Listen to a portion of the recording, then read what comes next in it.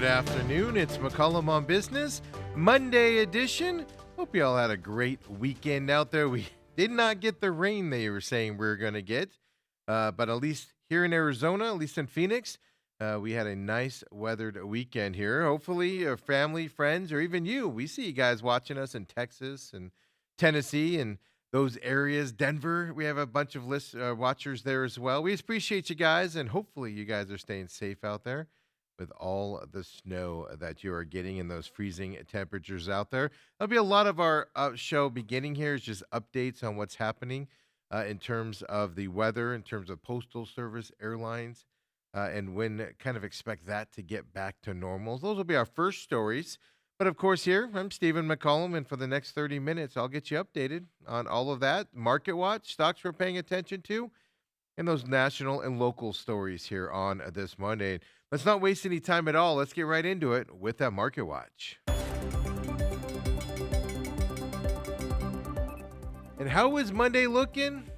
Look at that. Our trading page seems to be having a problem with our NASDAQ here, but I'll get you updated on that as we're trying to figure out why it's not coming through. But the S&P 500 right now, well, it's up to 52 points. Dow Jones is up to 319 points as we speak to 49,334. Like I said, S&P up that 53. It's at 69.56.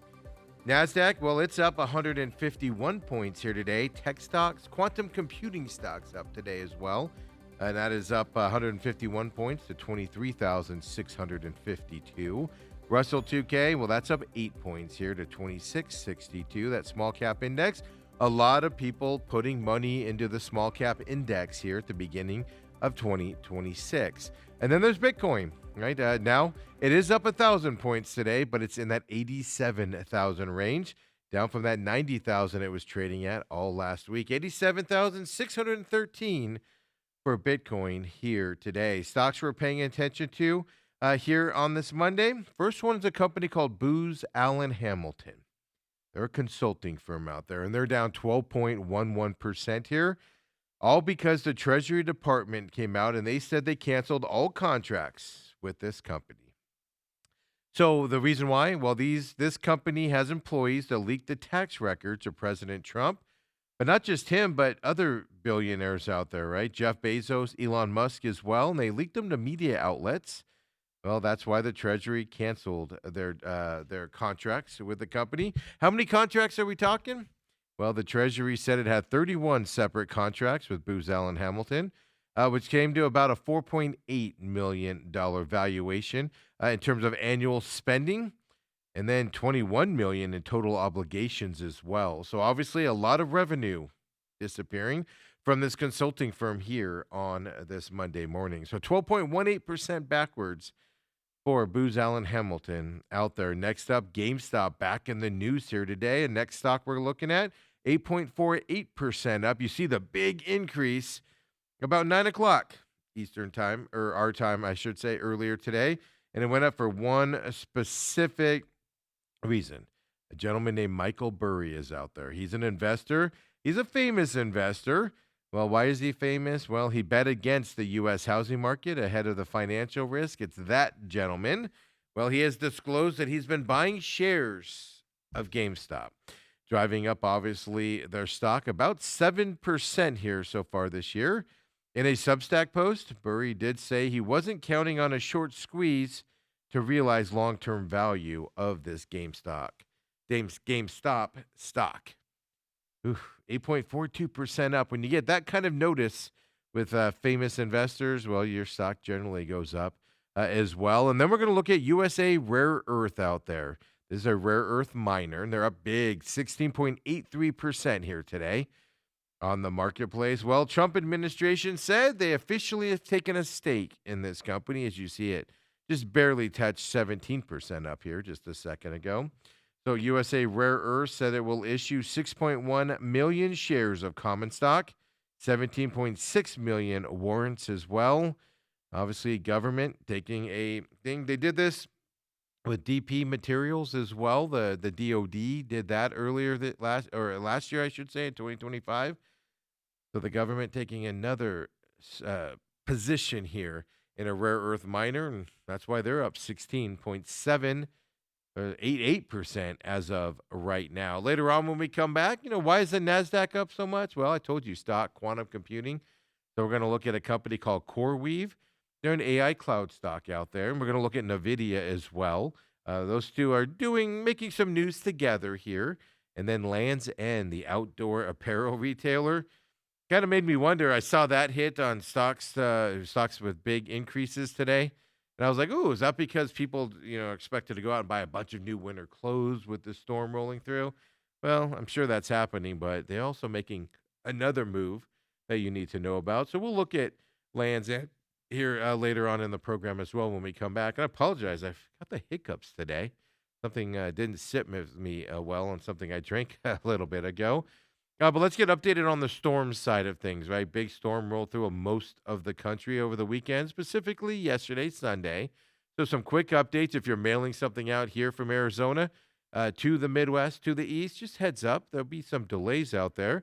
And the United States Postal Service, right? The USPS, they're warning that mail delivery could be disrupted in those states with that severe winter storm. They're going to be hopefully getting back to normal, they say, around Wednesday.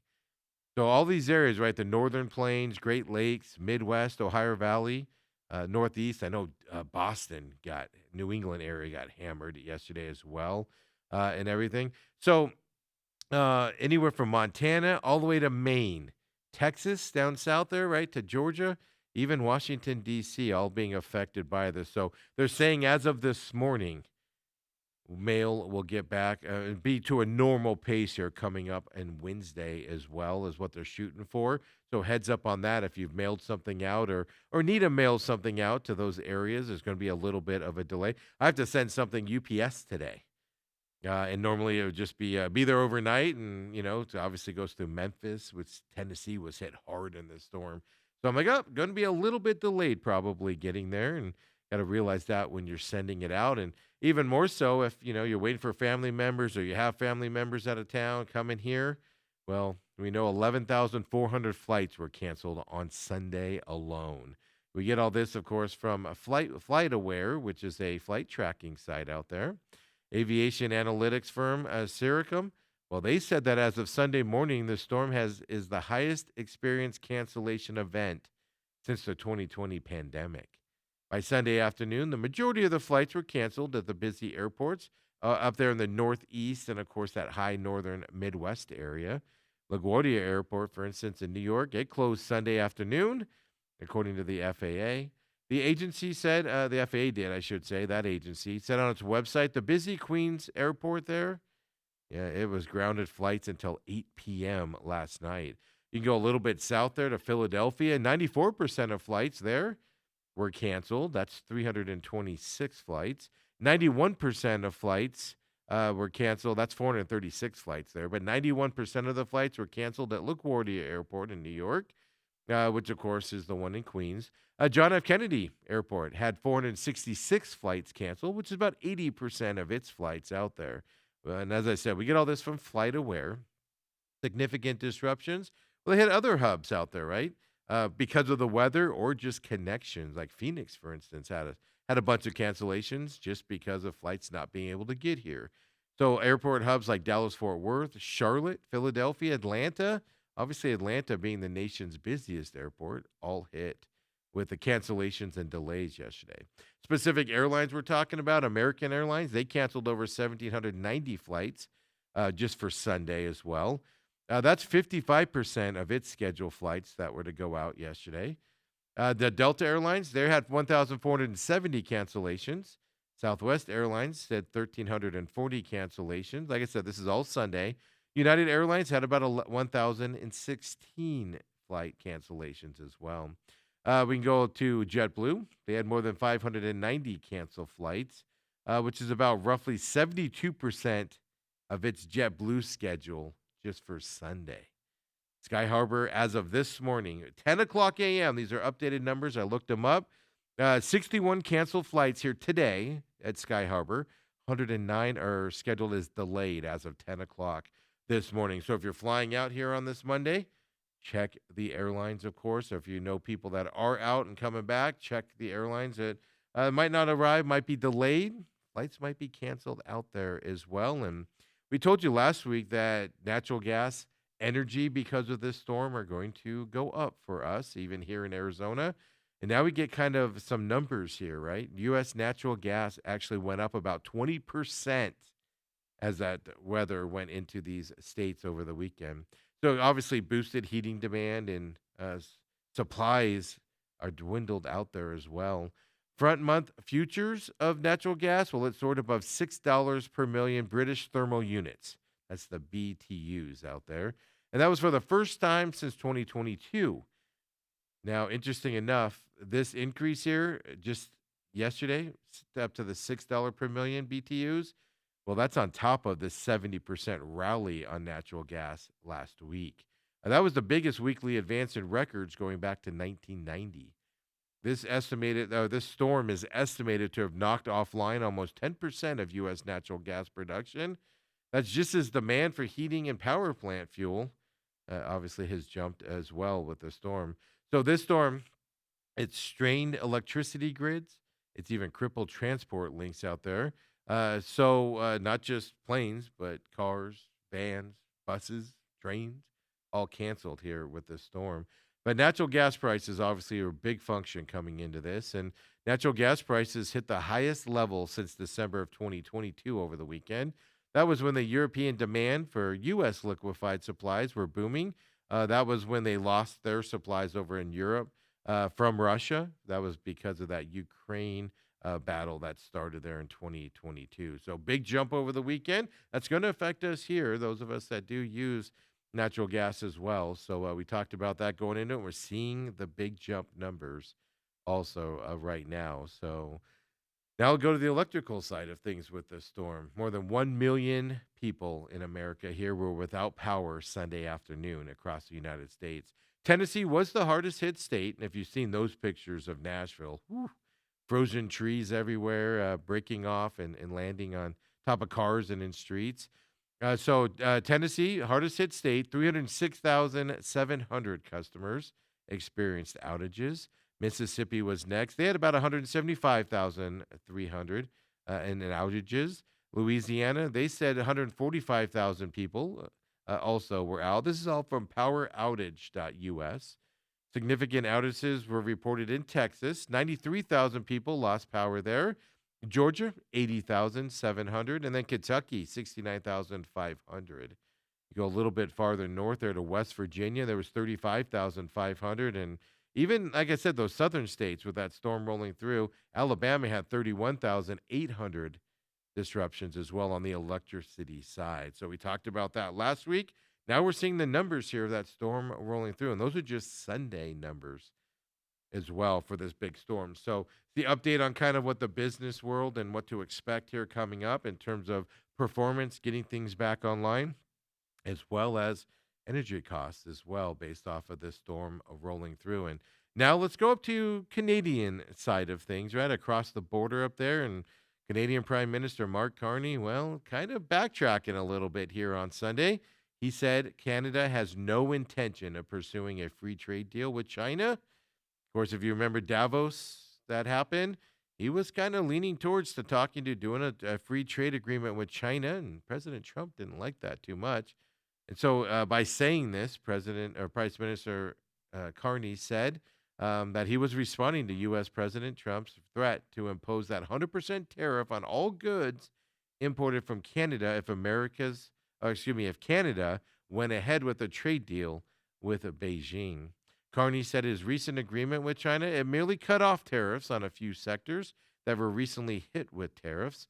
2024, Canada put a 100% tariff on Canadian EVs, for instance, among other or Chinese products. They put big tariffs on them. And he says the deal is only to knock down some of those tariffs. I know they took the EV tariff completely off. Yeah, Canada did for Beijing. Trump does claim that Canada is not being truthful here as well. He put out on social media, of course, his True Social account. China is successfully and completely taking over the once great country of Canada.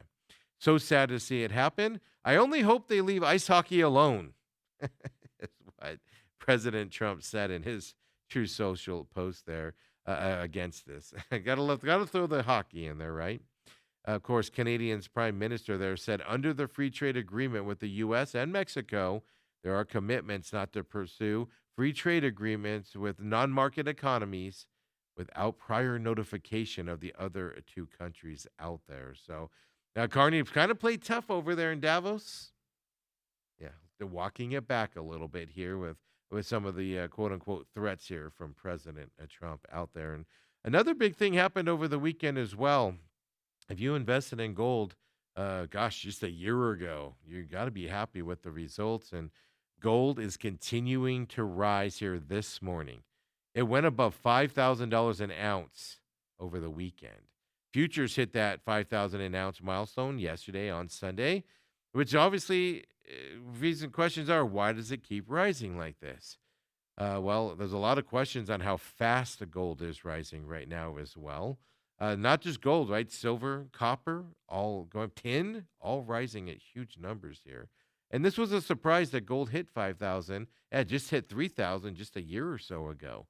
It's rising at astronomical speeds.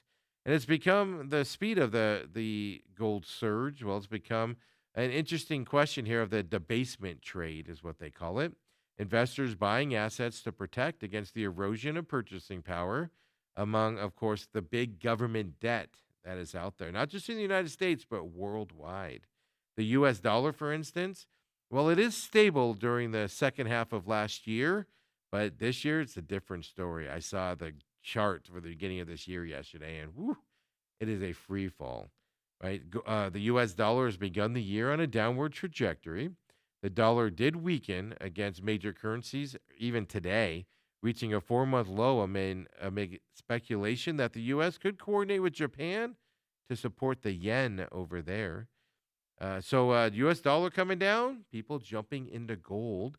Gold has rallied. Well, I'll tell you this. Last year, 65% surge in gold in 2025.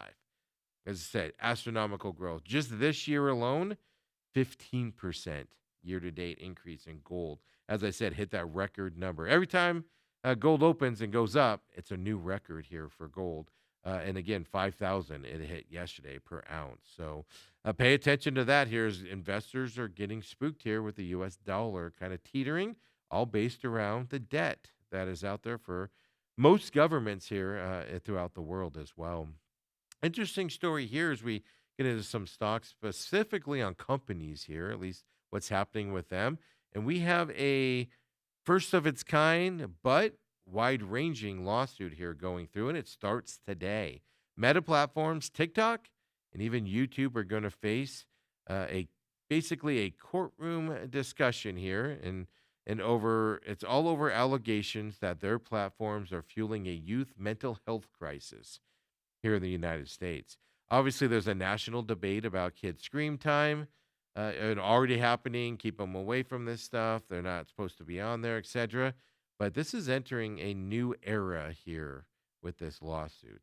And it's one of many about to hit the systems. So this specific lawsuit, it involves a 19-year-old woman from California. They're identified her by her initials, KGM. We'll reference that a few times here as well. She says she became addicted to the platforms that these companies put out. And she said she was addicted at a young age because their attention-grabbing design and how they want you to just doom scroll out there. The person in this lawsuit does allege the apps fueled the depression and suicidal thoughts, and she is seeking to hold the companies liable for this. Her lawsuit is the first of several cases expected to go to trial this year that do center on what they call the social media addiction, specifically among children. It will be the first time the tech giants must defend themselves at trial over alleged harm caused by their products. They've been able to avoid it in years past. Well, it's interesting. So I looked up, like, what's the jury going to look at here with this trial? Well, the jury is going to be asked to decide whether the companies were negligent in providing products that harmed her mental health, the person bringing the lawsuit, KGM. They're also going to have to look at if her use of the apps was a substantial factor in her depression. And then, but they're also going to have to compare, was it just the sites Or were there other causes, things like third party content that she actually viewed on those apps, right? So just because you go to Meta doesn't mean Meta's a bad app. What are you looking on there as well, right? So that the jury's going to be asked to determine if Meta's at fault or the third party apps involved or third party stuff you're looking at involved, right? They're even going to look at, and jury's going to be exposed to and have to look at aspects of her offline life.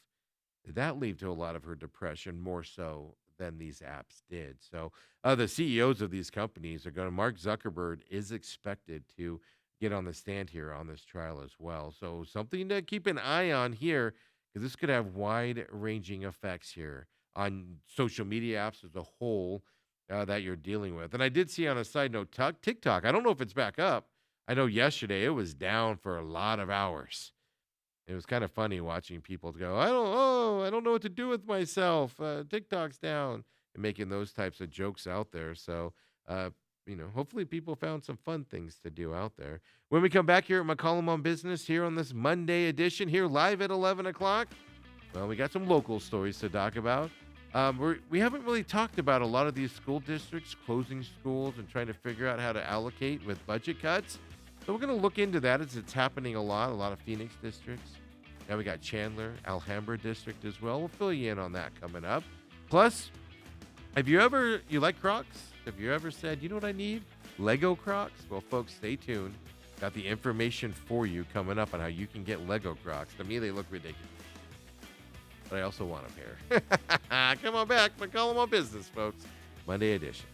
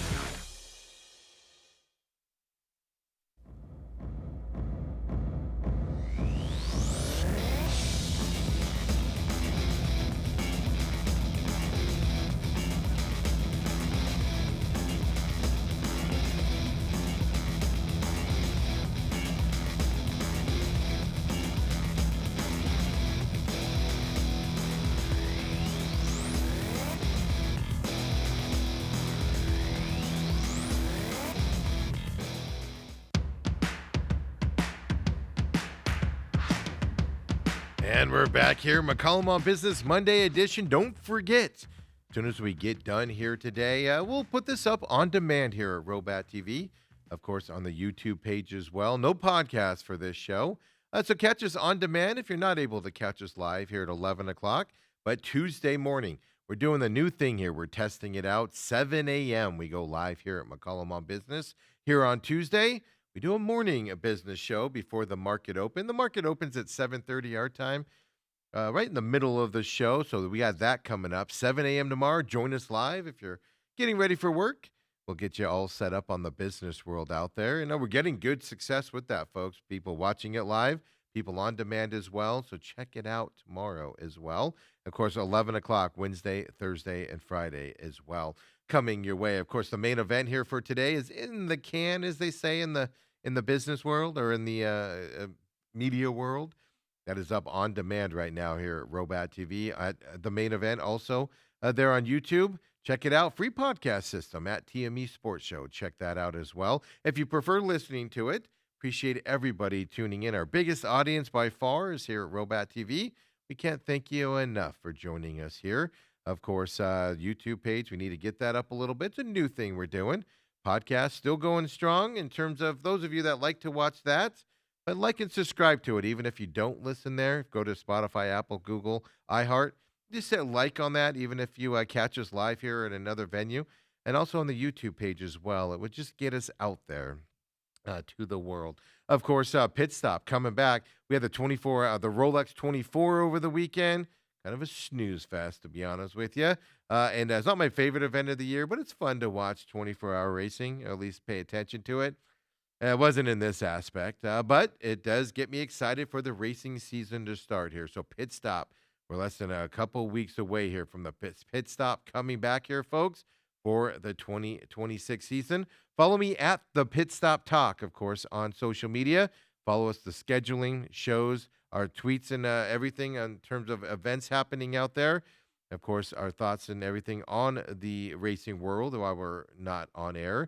Shows coming back as well. So, like the free podcast system at the Pit Stop Talk as well on your favorite podcasting system. YouTube page it's going to be at as well. And then, of course, here at Robat TV on demand as well. And then the Real Matrix, well, their show comes up Friday, 10 o'clock here at Robat TV. A new episode every week. There is a free podcast system at the Real Matrix for that as well. Like and subscribe to that. Appreciate those of you that listen to that show out there. The Angry Patriot greatly appreciates that, of course. Right now, it's on our YouTube page as well. We're having some hiccups there. So we're going to move it to its own YouTube page here this week. We finally got the clearance on it and some things we had to do to get all done. So that'll be moving to its own YouTube page here coming up. But you can find that on YouTube as well. We catch the new episode here, Robat TV at 10 a.m., YouTube and the podcast system, noons on Friday as well for the Real Matrix. The Angry Patriot just asked that you come in with an open mind here as you look at his show, as he wants to present the materials and let you decide what's really happening out there. With all that being said here, folks, we keep it rolling here with the Market Watch. It's a good day here now. We're waiting for Apple and Meta to do their earnings report here today after the bell. And markets liking everything happening out there. As I said, I apologize. NASDAQ, we thought it was just a regular error on Friday, meaning just a connection error. Well, it's still happening out there, so we'll get that updated here and find out why that's not tracking, but I'll tell you about it here. The Dow Jones right now is up to 397 points. S&P 500 is up 56. NASDAQ is up today as well, 157 points right now. And then the Russell 2K, well, it's up 10. I do see some creepage here going toward the negative here for the small cap index today, but right now it is up that 10 points. Bitcoin is up 1,400 points today, but down overall in terms of that because it's been trading in the 90,000 range here over the last week. 87,979 for Bitcoin here on this Monday. Stocks we're paying attention to here in this segment. First part, we're going to talk about our first company is called CoreWeave out there. They're an AI cloud stock, and they're up 8.15% right now. Why are they up 8.16%? They are getting an investment of about $2 billion additional from another big company that they're in partnership with. That company is called NVIDIA. Let's throw up NVIDIA stock here as well.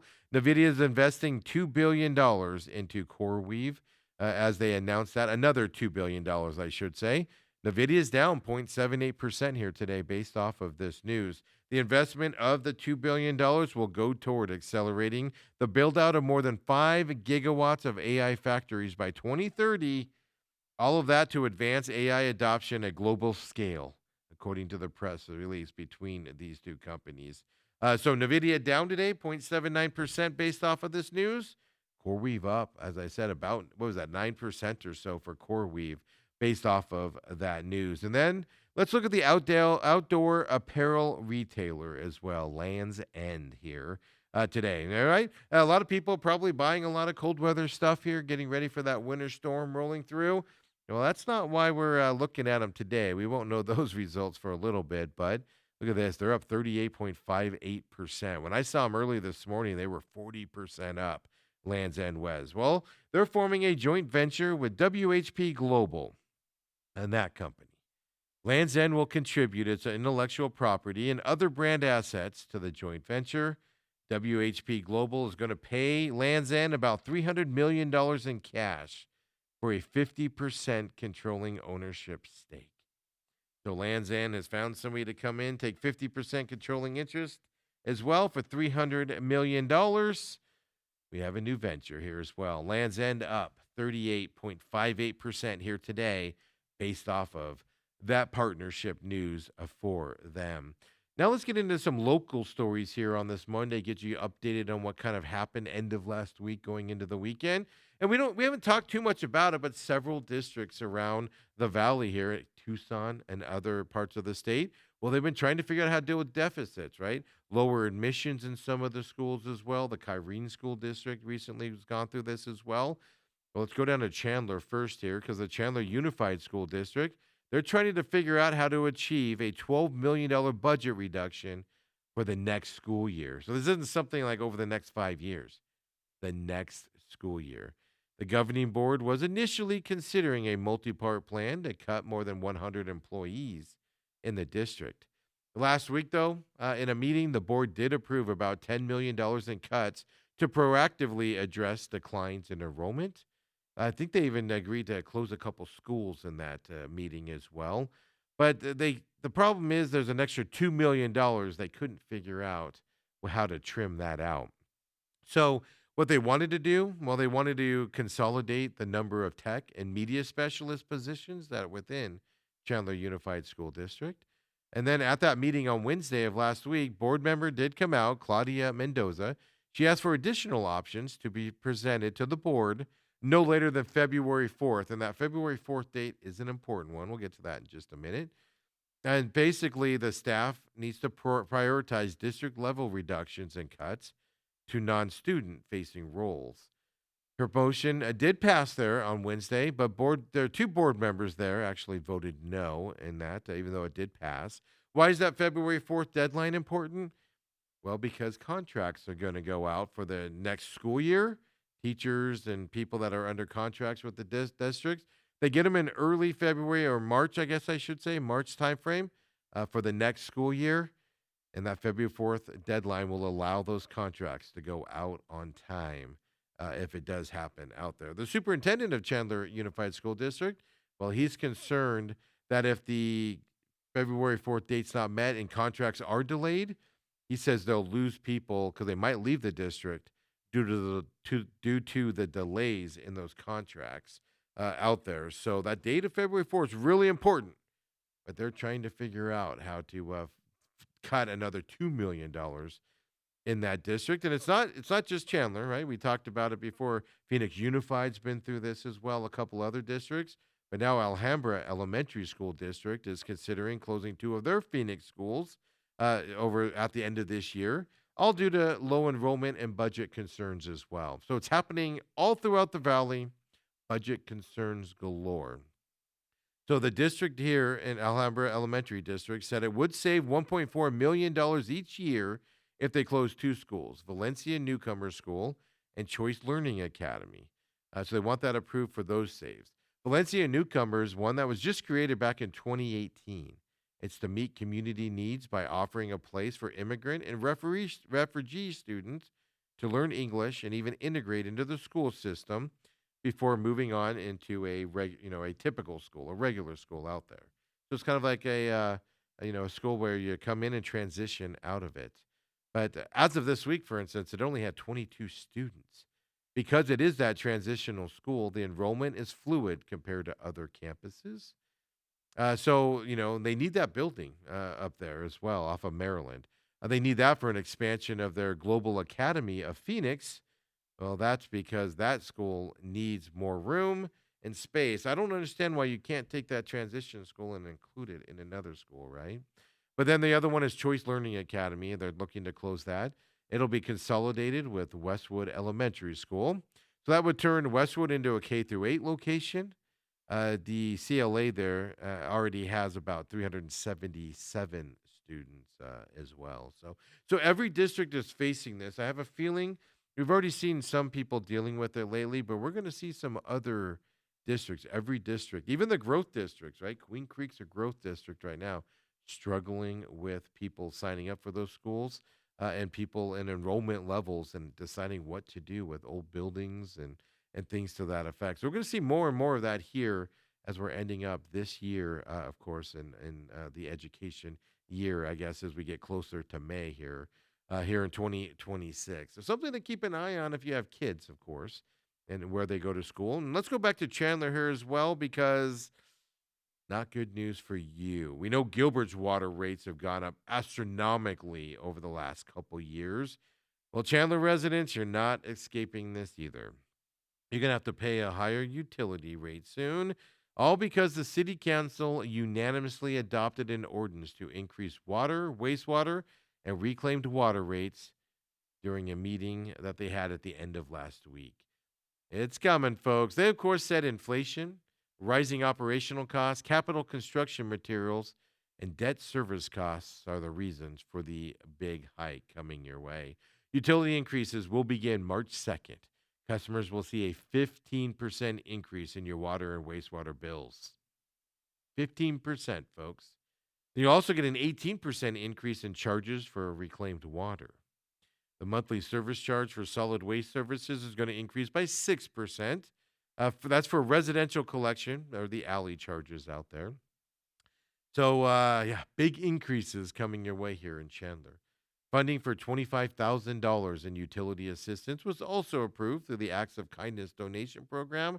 That helps low income Chandler residents with their utility bills.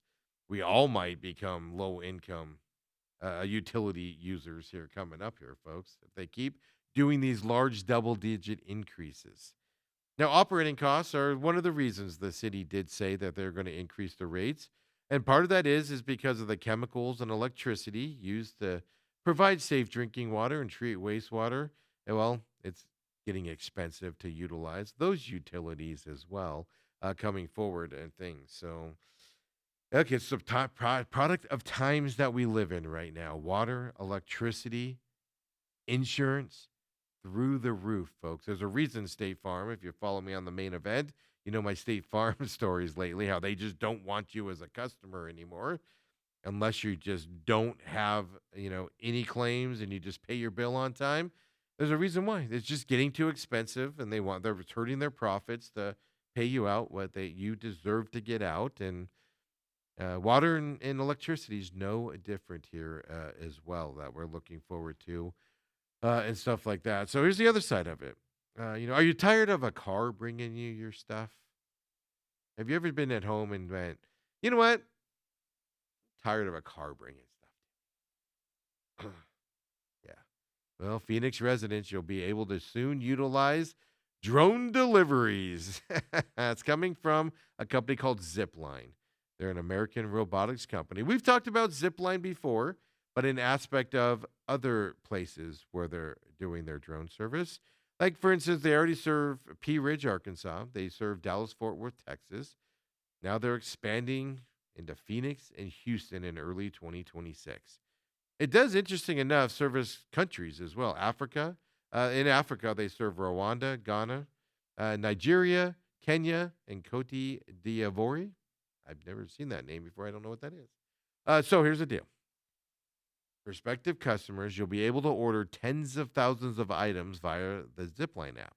Orders will come in as few as 10 minutes. Yes, they say 10-minute delivery. The robotics company passed 2 million total deliveries last week. It carries a valuation of $7.6 billion as a company. It did raise about $600 million to make the coming expansion possible into Phoenix and Houston. These drones from Zipline, well, they're insulated to block out rain and keep food hot or cold and arrive exactly where customers ask for it, folks. Existing service areas have been delivered from Walmart, Chipotle, Panera Bread as well. You'll be able to get orders here. So Phoenix area, now I think it's just the Phoenix area first. See about expansion after that. Drone deliveries could be coming your way. And folks, I want to end this up today with this is the ugliest thing I've ever seen and stupidest idea I've ever seen. And also, I'll take two. And if you don't know what I'm talking about, it came out over the weekend that Lego is launching the first pair of shoes in their history. Of course, it's a bright red set of wearable brick-shaped clogs out there. And of course, it's in collaboration and working with Crocs. Crocs comes out with this stuff. You see them on your screen there. Yeah, made from Crocs' signature foam material. Each pair features 4 studs stamped with the Lego logo, a movable heel strap, and a faux anti-stud sole. You guys have seen stock Crocs before. You know what they normally do and look like. So here's the thing: if you want a pair, $199.99. They look big and clunky. I don't wear Crocs. I just think it'd be funny to have those. Yeah, $199.99. That is a lot. Lego has said its collaboration with Crocs is aimed at teenagers over the age of 14. And I'm a 48-year-old teenager, apparently. Here's the thing: you have time to garner up $199.99 plus shipping and tax and everything. Because I went to the Crocs and Lego websites to see if they're available now. Can I order a pair, etc. Nope. February 16th is when they'll be available according to the websites, Crocs and Lego to come up here. Hey, somebody's birthday is around that time. Just throwing it out there. These are the stupidest ideas I've ever seen. And I want a pair or two. But I don't want to buy them. I want somebody else to buy them for me. Folks, is that something you're interested in? They're trying it for $199.99. I wonder if that'll be a limited edition, small amounts. We'll have to keep our eye on that as we get close to February 16th out there. But making some headways. A lot of people kind of bashing it online, but also kind of doing what I'm doing. Kind of like I feel. Making fun of them and then saying, please ship me one. We'll be back tomorrow morning. Tuesday morning means 7 a.m. McCollum on Business on Tuesday. Come and join us as you're getting ready for work tomorrow. 7 a.m. followed by the main event here on Tuesday. Come and join us, would you? We'll see you tomorrow, everyone. Have a great Monday night.